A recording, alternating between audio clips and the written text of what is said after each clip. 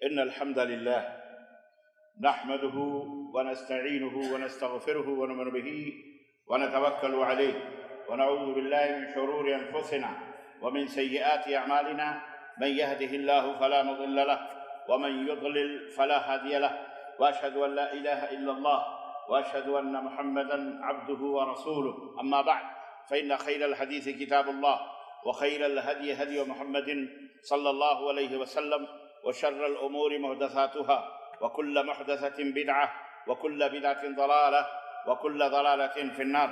قال الله تبارك وتعالى في كلامه المجيد: يا أيها الذين آمنوا اتقوا الله حق تقاته ولا تموتن إلا وأنتم مسلمون. يا أيها الناس اتقوا ربكم الذي خلقكم من نفس واحدة وخلق منها زوجها وبث منهما رجالا كثيرا ونساء واتقوا الله الذي تساءلون به والأرحام إن الله كان عليكم رقيبا. يا أيها الذين آمنوا اتقوا الله وقولوا قولا سديدا يصلح لكم أعمالكم ويغفر لكم ذنوبكم ومن يطع الله ورسوله فقد فاز فوزا عظيما. اللهم صل على محمد وعلى آل محمد كما صليت على إبراهيم وعلى آل إبراهيم إنك حميد مجيد. اللهم بارك على محمد وعلى آل محمد كما باركت على إبراهيم وعلى آل إبراهيم إنك حميد مجيد. تمام قسم کی حمد و ثنا کبریائی اور بڑائی اس اللہ عز و جل کے لیے لائق و زیبا ہے جس نے ہمیں اور آپ کو پیدا فرمایا، اور بیش بہا درود و سلام اس ذات مبارکہ مطہرہ پر جن کا نام نامی اسم گرامی حبیب مصطفیٰ محمد مصطفیٰ صلی اللہ علیہ وسلم. برادران اسلام، نوجوان دوستوں، بزرگوں اور بھائیوں، آج بتاریخ 28 اپریل سن 2023 عیسوی 8 شوال سن 1444 ہجری کے اس خطبہ جمعہ میں آپ حضرات کی خدمت میں قرآن و سنت کی روشنی میں جو چند گزارشات لے کر کے حاضر ہوا ہوں وہ صدقہ اور خیرات کے تعلق سے. صدقہ اور خیرات کی کیا اہمیت ہے، زندگی کے اندر اس کا کیا مقام ہے، کیا رتبہ ہے، اور اس کی کیا برکتیں ہیں، یہ ہر مسلمان کو جاننا بے حد ضروری ہے.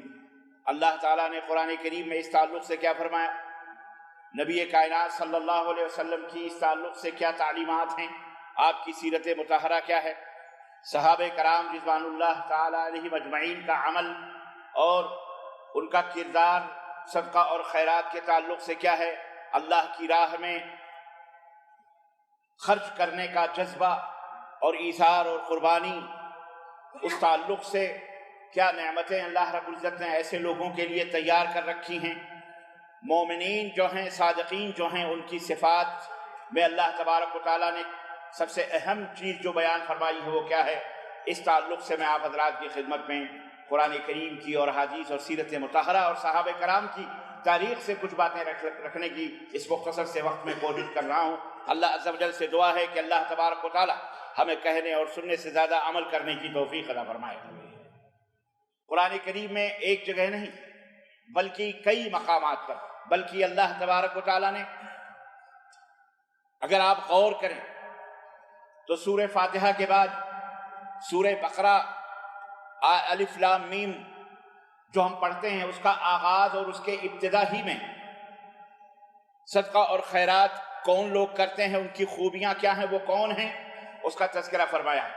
ارشاد باری تعالیٰ ہے: الف لام میم ذالک الکتاب لا ریب فیہ ھدی للمتقین الذین یؤمنون بالغیب ویقیمون الصلاۃ ومما رزقناہم ينفقون.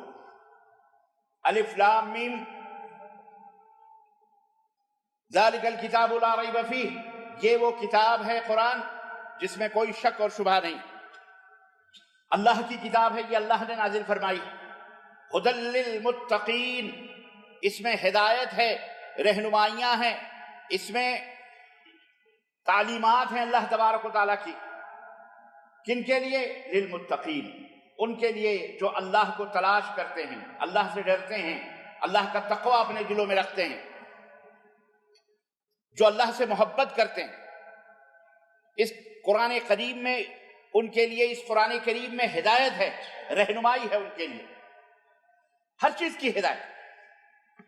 اللہ تک پہنچنے کا طریقہ، رب کا قرب حاصل کرنے کا انداز، اللہ رب العزت کی رضا اور خوشنودی حاصل کرنے کے طور اور طریقے، دنیا کے اندر خوشحالی اور خوش نصیبی کے ساتھ زندگی گزارنے کا راستہ، مال کمانے کا، مال دینے کا، مال لینے کا، اسی طرح سے ہر چیز، بیماریوں سے شفا، ہر چیز کی رہنمائی اس قرآن کریم کے اندر موجود ہے۔ لیکن کن کے لیے؟ ہر آدمی کے لیے نہیں۔ قرآن پڑھنے والے بھی بہت ہیں، لیکن ان میں کتنے ہیں جن کے اوپر قرآن کی آیتیں لعنت کرتی ہیں؟ کتنے ایسے قرآن پڑھنے والے ہیں جو قرآن پڑھتے ہیں لیکن ذلیل ہیں، گمراہ ہیں، راہ راست سے دور ہیں، اللہ تعالیٰ کی پھٹکار ہوتی ہے ان کے اوپر۔ کیوں؟ اس لیے کہ ان کے دلوں کے اندر اللہ کا تقویٰ نہیں ہے، ان کے دلوں کے اندر اللہ کا خوف نہیں ہے، ان کے دلوں کے اندر اللہ کی محبت نہیں ہے، ان کے دلوں کے اندر اللہ کی رضا کی چاہت نہیں ہے۔ اس وجہ سے یہ قرآن خود ان کے اوپر لعنت کرتا ہے۔ یہی قرآن ہے جو کسی کو بلندی عطا کرتا ہے، اسی قرآن کے ذریعے اللہ کسی کو رفعت عطا فرماتا ہے، اسی قرآن کریم کے ذریعے کسی کو اللہ تبارک و تعالیٰ اپنا قرب خاص عطا فرماتا ہے۔ لیکن یہی قرآن ہے جسے پڑھ کر بہت سارے لوگ گمراہ ہو جاتے ہیں، یہی قرآن ہے جسے پڑھ کر کے بہت سارے لوگ راہ راست سے دور ہو جاتے ہیں اور اللہ تعالیٰ کی غضب، اللہ کے غضب کے شکار ہو جاتے ہیں۔ اور اس دنیا میں ہم اور آپ دیکھ رہے ہیں بہت سارے ایسے لوگ موجود ہیں، اللہ تبارک و تعالیٰ انہیں ہدایت عطا فرمائے۔ تو ھدی للمتقین، اس قرآن کے اندر خیر ڈھونڈنے والے، تلاش کرنے والے اللہ کا راستہ، ان کے لیے ان کے اندر رہنمائی ہے۔ اور یہ کون لوگ ہیں؟ الذین یقیمون الصلاۃ۔ تقوی کی پہلی علامتوں میں سے، بنیادی علامتوں میں سے ایک علامت یہ ہے کہ وہ نماز کو قائم کرتے ہیں، نماز کو کبھی نہیں چھوڑتے، نماز پڑھتے ہی نہیں، قائم کرتے ہیں۔ پڑھنا ایک الگ چیز ہے، قائم کرنا ایک الگ چیز ہے۔ نماز کو مسلسل پڑھتے ہیں، کنٹینیو پڑھتے ہیں، پانچوں وقت کی نمازیں پڑھتے ہیں۔ یہ نہیں کہ 2 وقت کی پڑھی 4 وقت کی چھوڑ دی، 3 وقت کی چھوڑ دی، 3 وقت کی پڑھی 2 وقت کی چھوڑ دی، نہیں، بلکہ الذین یقیمون الصلاۃ، جو نماز کو قائم کرتے ہیں، نماز کو قائم کرتے ہیں۔ الذین یؤمنون بالغیب، جو غیب کے اوپر، سب سے پہلی خوبی ان کا غیب کے اوپر ایمان لاتے ہیں۔ اور یہ بڑا وسیع مضمون ہے، غیب کے اوپر ایمان لانے کا بڑا وسیع مضمون ہے۔ غیب اللہ تبارک و تعالیٰ بذات خود غیب ہے، جسے ہم نے دیکھا نہیں۔ ہاں، ہم سنتے ہیں کہ اللہ تبارک و تعالیٰ نے یہ کائنات بنائی ہے، نبی کائنات کے ذریعے سے ہمیں تعارف ہوا کہ اللہ کون ہے، اللہ تبارک و تعالیٰ کا علم ہمیں حاصل ہوا، اللہ تبارک و تعالیٰ کے تعلق سے ہمیں جانکاری حاصل ہوئی کہ یہ پوری کائنات کا بنانے والا وہی مالک ہے، ہمیں روح اور جان دینے والا وہی اللہ ہے، ہماری آنکھوں کو، ہمارے ہاتھوں کو، ہماری ناکوں کو، ہمارے لبوں کو اور ہمارے سر کو، ہمارے پیر کو اور ہمارے جسم کے ایک ایک حصے کو، رونگٹے کو، بلکہ کائنات کے ذرے ذرے کو بنانے والا وہ ایک اللہ ہے جو قل هو اللہ احد، جس کی تعریف یہ ہے کہ نبی کہہ دو وہ اکیلا ہے، ایک ہے، اللہ الصمد، سب سے بے نیاز ہے، اسے کسی کی ضرورت نہیں اور کسی کی حاجت نہیں، لم یلد ولم یولد، نہ اس نے کسی کو جنا ہے نہ وہ خود کسی سے جنم لیا ہے، وہ پیدا نہیں ہوا ہے، اس کو کسی نے پیدا بھی نہیں کیا ہے، لم یلد ولم یولد، نہ اس کے باپ ہے، نہ اس کے ماتا ہے، نہ اس کے پتا ہے، نہ اس کے آل ہے، نہ اس کے اولاد ہے، نہ اس کے بیٹا ہے، نہ اس کے بیٹی ہے، نہ اس کے پوتا ہے، نہ اس کے نواسے ہیں، کوئی بھی نہیں ہے، لم یلد ولم یولد ہے وہ، ولم یکن لہ کفوا احد، اللہ تبارک و تعالیٰ کے برابر بھی کوئی نہیں ہے، اللہ سب سے بڑا ہے۔ تو اللہ تبارک و تعالیٰ کی تعریف، وہی اللہ ہے، یؤمنون بالغیب، اس کے اوپر ایمان لاتے ہیں کہ ہاں وہی اللہ ہے، وہی ہمارا مالک ہے۔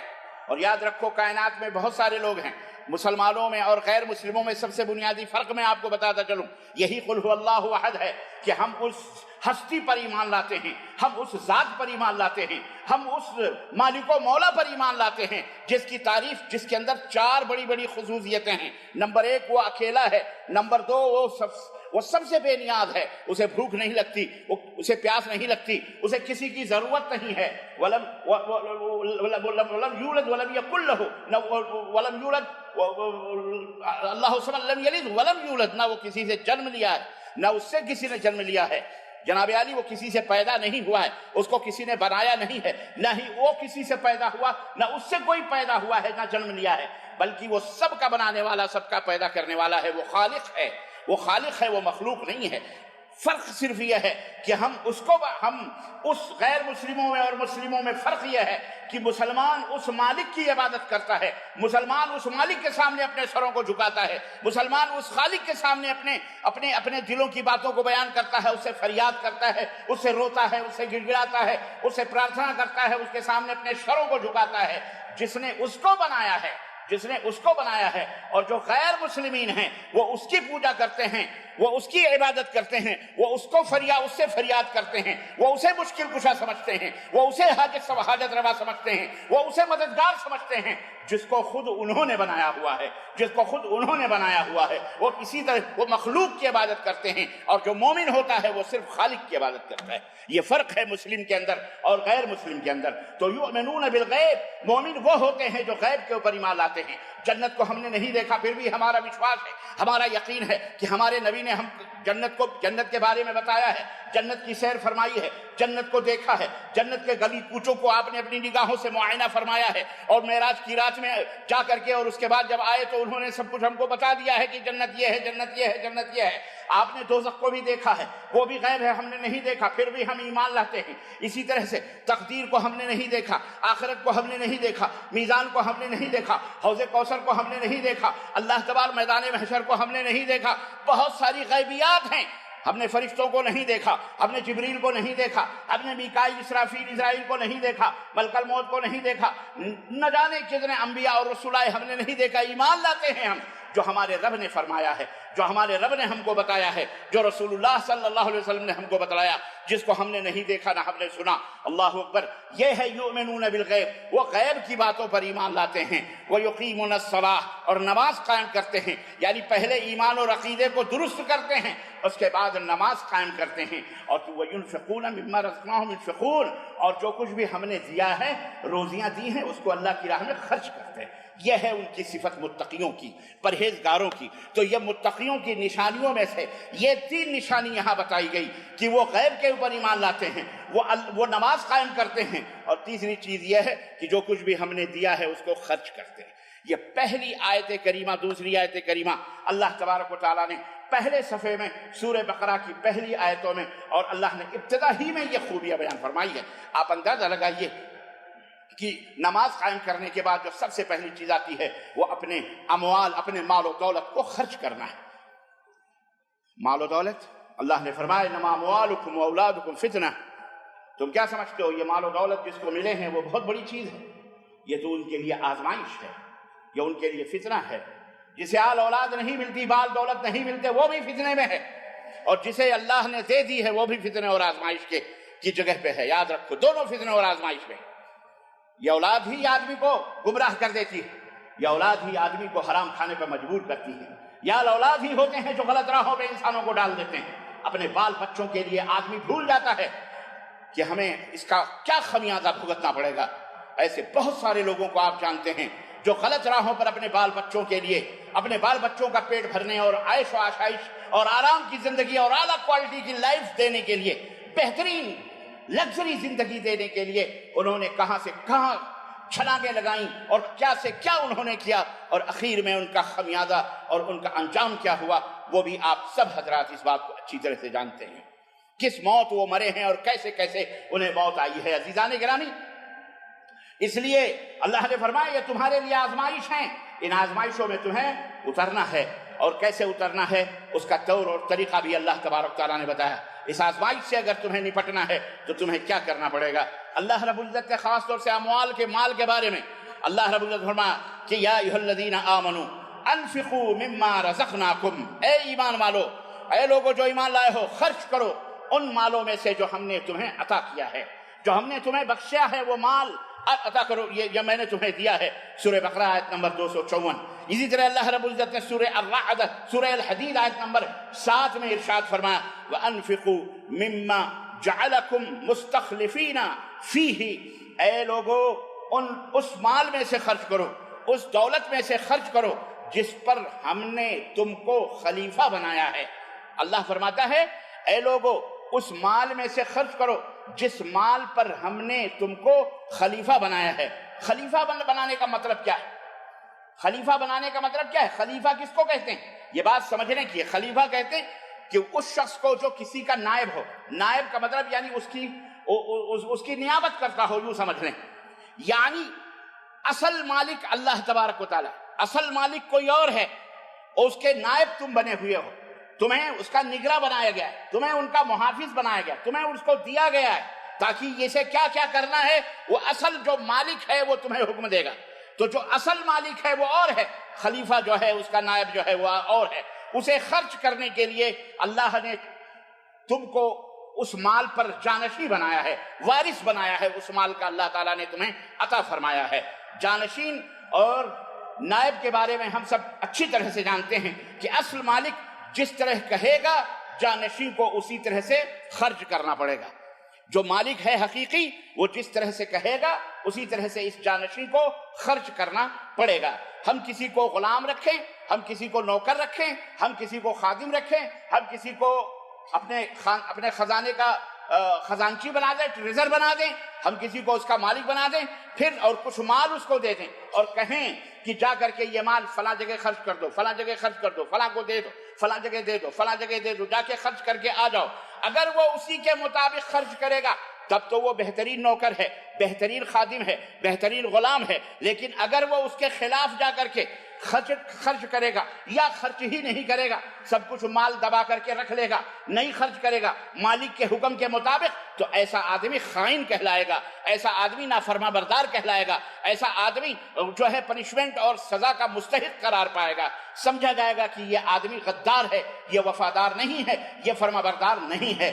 میرے عزیزوں، میرے دوستوں اور بھائیوں، اللہ تبارک و تعالیٰ نے اس آیت کریمہ میں یہی بات بتلائی ہے کہ اے لوگو، مال کے تم محافظ ہو، مال کے تم جانشین ہو، مال کے تم ضرور وارث ہو، اور یہ وارث ہم نے تم کو بنایا ہے، یہ دولت ہم نے تم کو عطا کی ہے، یہ خزانے ہم نے تم کو عطا کیے ہیں، یہ حکمرانیاں ہم نے تم کو عطا کی ہیں، یہ بادشاہت ہم نے تم کو عطا کی ہے، یہ خلافت ہم نے تم کو عطا کی ہے. یہ جو تم کسی بھی چیز کے کم سے کم یا زیادہ سے زیادہ جو مالک ہو، اس کا مالک اصلی میں ہوں. میں تمہیں حکم کرتا ہوں کہ اس مال میں سے خرچ کرو، اس مال میں سے اللہ کی راہ میں خرچ کرو. اگر خرچ کرتے ہیں تو پھر تو ٹھیک ہے، اگر خرچ نہیں کرتے ہیں تو غدار ہیں اور سب سے بڑے اللہ تبارک تعالیٰ کے مجرم ہیں. عزیزان گرامی، صدقہ کرنے اور مال خرچ کرنے کی باتیں جب کی جاتی ہیں تو ایک بات اور جب دماغوں میں آتی ہے لوگوں کے، اور وہ دماغ میں آتی ہے بات، جس کے پاس دولت ہے وہ خرچ کرے، جو مالدار ہے وہ خرچ کرے، جو چودھری ہے وہ خرچ کرے، جو وڈیرا ہے اس کے پاس بہت زیادہ زمینیں ہیں،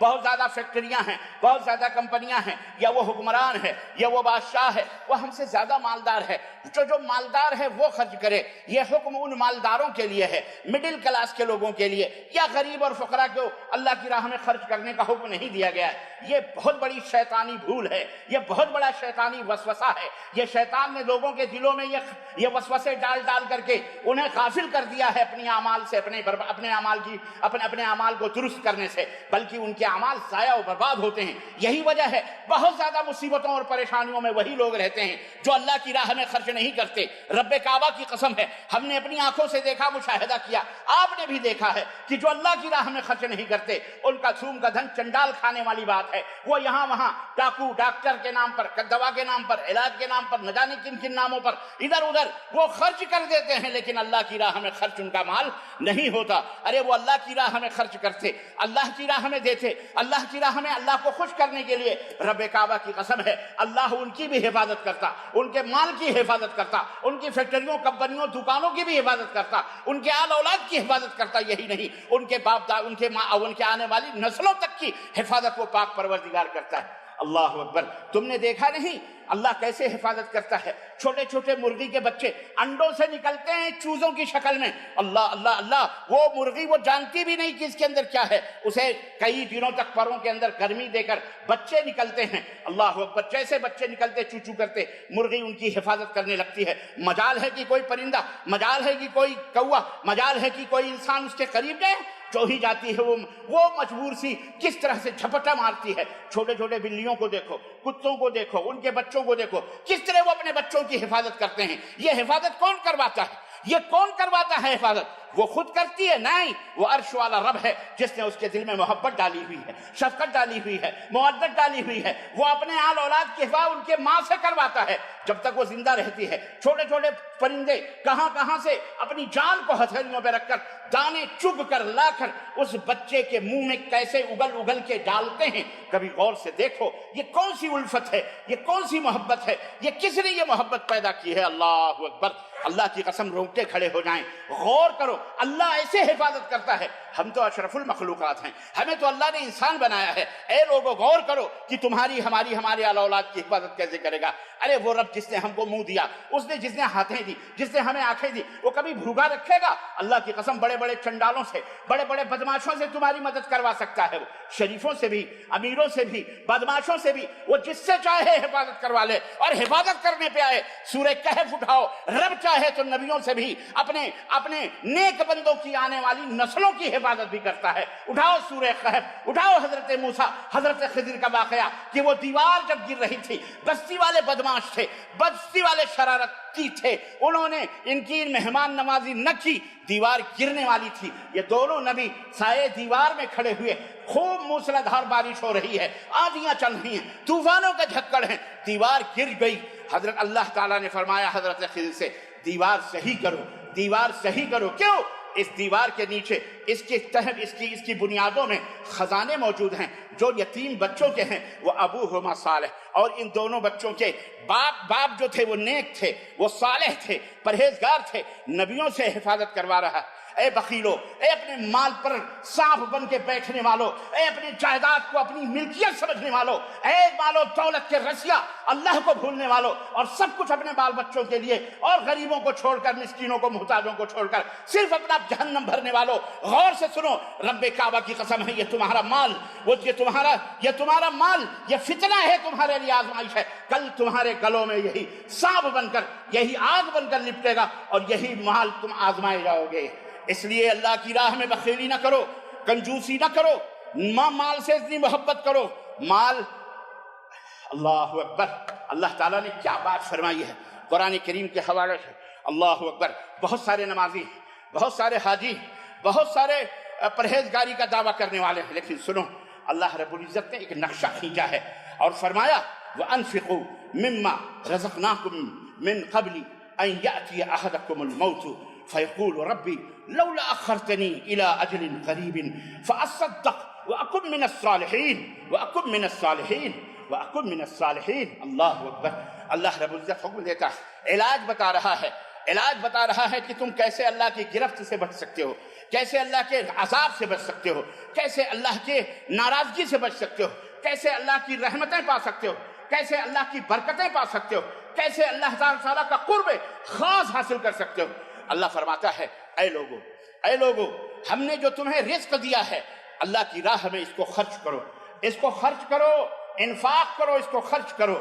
من قبل ان یأتی احدکم الموت, قبل اس کے کہ تم موت کے غرغرے میں جاؤ, قبل اس کے تم مرنے لگو, قبل اس کے کہ تمہارے اوپر موت کا سناٹا چھا جائے.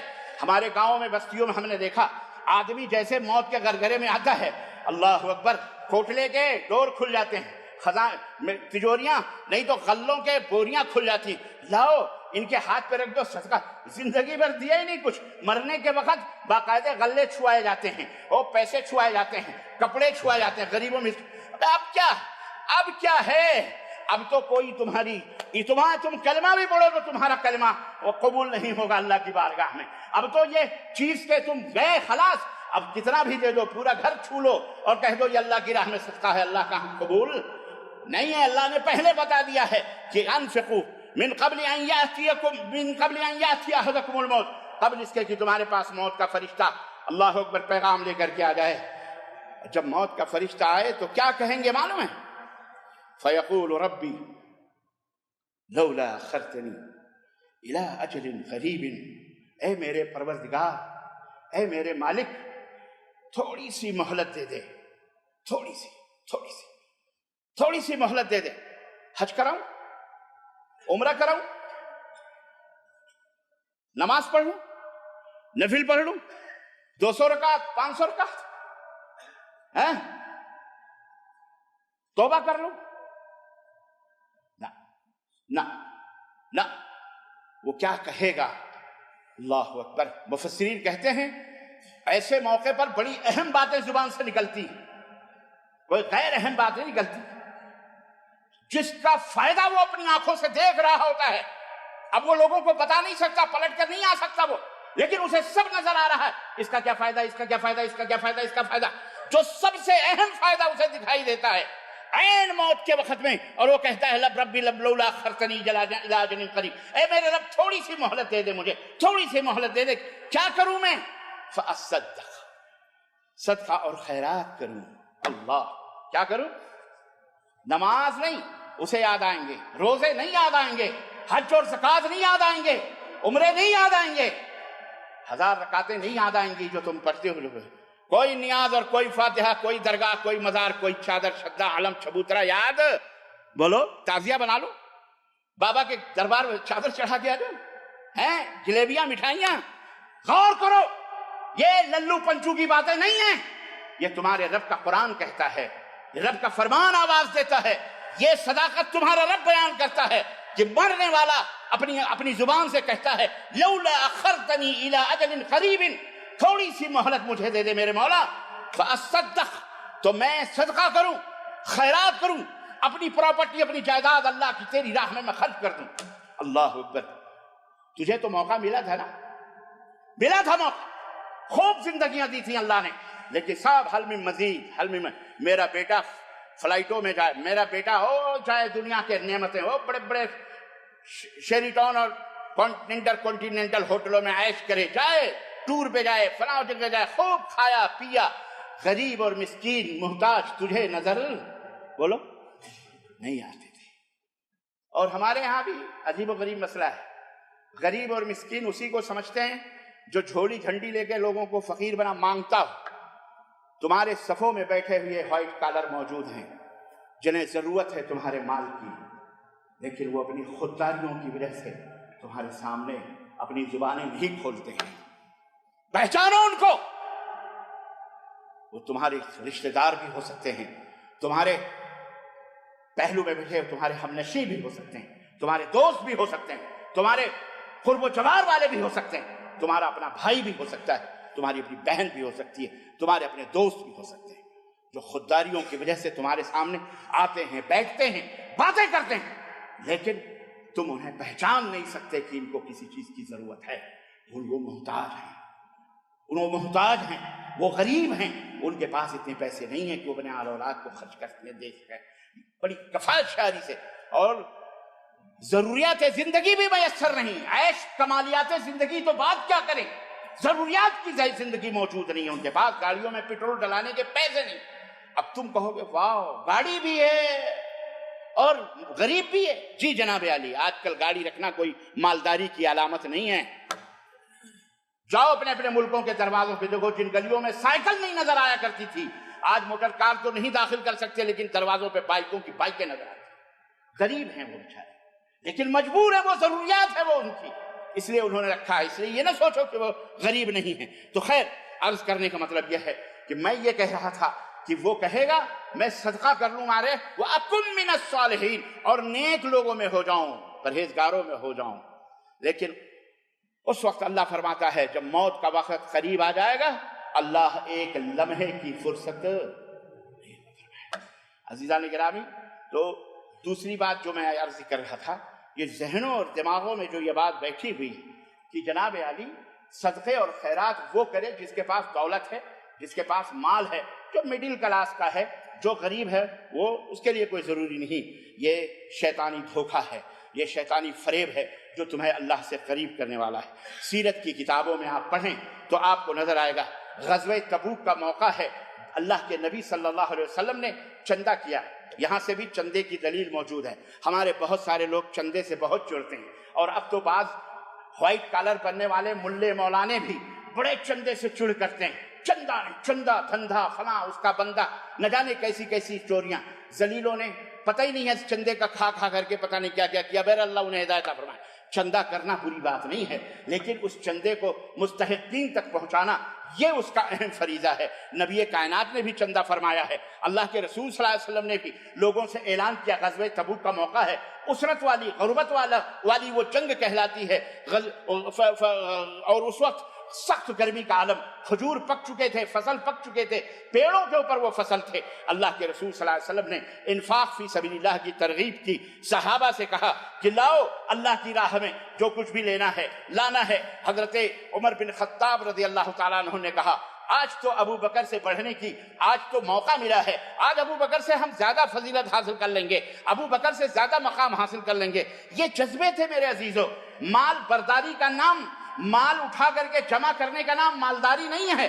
اصل الغنا غنا نفس، سب سے بڑی مالداری نفس کی مالداری ہے، جذبوں کی مالداری ہے، ایثار کی مالداری ہے، قربانی کی مالداری ہے۔ حضرت عمر بن خطاب گھر پہ گئے اور جوش و جذبے سے مال کا آدھا حصہ نکالا اور نبی کائنات کی بارگاہ میں پہنچے۔ حضرت ابو بکر نے، حضرت نبی کریم صلی اللہ علیہ وسلم کے لب مبارک پر مسکراہٹ کھیل گئی اور نے فرمایا عمر کیا بات ہے؟ کہنے لگے اللہ کے نبی گھر سے اپنے مال کا پورا آدھا حصہ لے کر کے آپ کی خدمت میں حاضر ہوں، یہ لیجیے اللہ کی راہ میں خرچ کیجیے۔ اللہ کے نبی نے فرمایا رکھو۔ تھوڑی دیر گزری تھی، حضرت عمر بڑے خوش تھے کہ آج تو ابو بکر ہم سے مال میں زیادہ نہیں ہے، آج تو ان سے میں زیادہ فوقیت لے جاؤں گا، برتری لے جاؤں گا۔ تھوڑی دیر کے بعد سیدنا ابو بکر بھی لدے پھندے چلے آ رہے ہیں۔ کہا حضرت نبی کائنات سے پوچھا ابو بکر کیا لائے ہو؟ کہنے لگے اللہ کے نبی گھر کا سارا مال اٹھا کے دربار رسالت میں حاضر کر رہا۔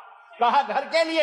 کہا اللہ کو چھوڑ کے آیا ہوں، رسول کی محبت چھوڑ کے آیا ہوں، گھر میں ایک جھاڑو کا تنکا بھی نہیں ہے، یہ سب نبی کی۔ حضرت عمر بن خطاب نے اپنے سروں کو جھکا لیا، کہا ہائے آج تو میں اپنے مال سے بھی ابو بکر سے آگے نہیں بڑھ سکا۔ یہ تھے ایثار، یہ تھی قربانی، یہ تھا جذبہ۔ صحابی کرام نبی کریم صلی اللہ علیہ وسلم کی خدمت میں ایسے غریب لوگ بھی پہنچے۔ سنو، غریب اپنے آپ کو غریب سمجھ کر اللہ کی راہ میں خرچ نہ کرنے والے 2-5 10 ریال کے محتاج بنے بیٹھے، اور یہاں پر کما کر کے بھی تم فقیر بنے ہوئے ہو، کماتے ہو، سب کچھ تنخواہیں ہیں، پھر بھی قلاشیت کے رونے روتے ہو، فقارت کے رونے روتے ہو، پھر بھی غربت و افلاس کے مارے نظر آتے ہو۔ تعجب ہے اور افسوس ہے اور دف ہے ایسے نوکری پر اور ایسے لوگوں کے اوپر جو اللہ کی راہ میں خرچ کرتے ہوئے جناب علی دوسروں کی جیبیں دیکھتے ہیں کہ صاحب یہ سعودی کھلائے تو کھلائے، سعودی پلائے تو پلائے، سعودی والا جو ہے افطاری کروائے تو کروائے، سعودی کروائے، ہم کیوں کروائیں؟ ہم ارے آپ کیوں نہیں کروا سکتے محترم؟ آپ کو اللہ نے صحت دی ہے، مال دیا ہے، کماتے ہو ہزاروں، اپنے ملکوں کے حساب سے زیادہ ہی کما لیتے ہو الحمدللہ، پھر بھی ایسا منہ بنا کر کے کیوں رہتے ہو؟ کیوں؟ اس لیے کہ تمہیں مال کی محبت نے بدشکل بنا دیا ہے، بے روح بنا دیا ہے، بے ایمان بنا دیا ہے۔ تمہیں مال کی محبت میں چور اچکے بدماش تک بنا دیا، اللہ سے بھی دور کر دیا۔ مال سے اتنی محبت نہ کرو، دولتوں سے اتنی محبت نہ کرو۔ سنو، صحابہ کرام غریب بھی تھے، نبی کی خدمت پہنچے، سیدنا ابو بکر کو دیکھا، بڑے بڑے مالداروں کو دیکھا، بڑے بڑے دولت مندوں کو دیکھا۔ غزوہ تبوک کے موقع پر پوری دولت ڈھیر لگ گئی مسجد نبوی صلی اللہ علیہ وسلم میں۔ غریب لوگ آئے، اللہ کے نبی ہمارے پاس تو کچھ بھی نہیں ہے، ہم کیا خرچ کریں، ہم کیا اللہ کی راہ میں خرچ کریں؟ اللہ اکبر۔ اللہ کے رسول صلی اللہ علیہ وسلم نے فرمایا پھر کیا کر سکتے ہیں، کوئی بات نہیں، صبر کرو، لیکن قربان جائے ان صحابہ پر۔ اللہ اکبر۔ رات کی تاریکیوں میں نکلے، گئے مزدوری کرنے کے لیے، ڈھونڈنے کے لیے کس کے کھجور میں، کس کے باغوں میں پانی چاہیے، کس کی کیا نوکری۔ رات بھر میں کھجوروں کے باغوں میں پانی چلائے، رات بھر مزدوری کی، فجر کی نماز نبی کے پیچھے پڑھی، جو کھجوریں ملی وہ آ کے نبی کی بارگاہ میں بیٹھے، اللہ کے نبی رات بھر میں نے نوکری کی ہے، رات بھر مزدوری کی ہے، اللہ کے نبی ہمارے پاس کچھ بھی نہیں تھا، ہم نے یہ محنت کر کے یہ کھجوریں لائی ہیں، قبول فرما لیجیے۔ نبی کائنات کا چہرہ گلنار ہو گیا خوشی و مسرت سے۔ آپ نے کہا ان کھجوروں کو ان گلوں پہ ڈال دو، یہ اللہ کو بہت زیادہ محبوب ہیں، بہت زیادہ پسند ہے۔ مال ہے، صدقہ کر رہے ہو، یہ کوئی کمال نہیں ہے، یہ بھی میں بتاتا چلوں۔ تمہیں اس مال کی ضرورت بھی ہے، حاجت بھی ہے، اس کے باوجود بھی اللہ کی رضا کے لیے، اللہ کی خوشنودی کے لیے خرچ کرو، یہ سب سے بڑا کمال ہے، یہ سب سے بڑا کمال ہے۔ عزیزان محترم، بات بڑی لمبی نہ ہو جائے، میں اپنی بات کو، یہ موضوع بڑا وسیع ہے، بہرحال یہیں پر خرچ کرتا ہوں کہ اللہ کے لیے انما اموالکم و اولادکم فتنہ، یہ آزمائش ہے، یہ فتنہ ہے، اس سے بچو۔ اللہ ہمیں تمام قسم کی آزمائشوں اور فتنوں سے محفوظ رکھے اور اللہ ہمیں اپنی راہ میں خرچ کرنے والا بنائے، آمین یا رب العالمین۔ بارک اللہ لنا ولکم فی القرآن العظیم ونفعنی وإیاکم بالآیات والذکر الحکیم، انہ تعالی جواد کریم ملک رؤوف رحیم۔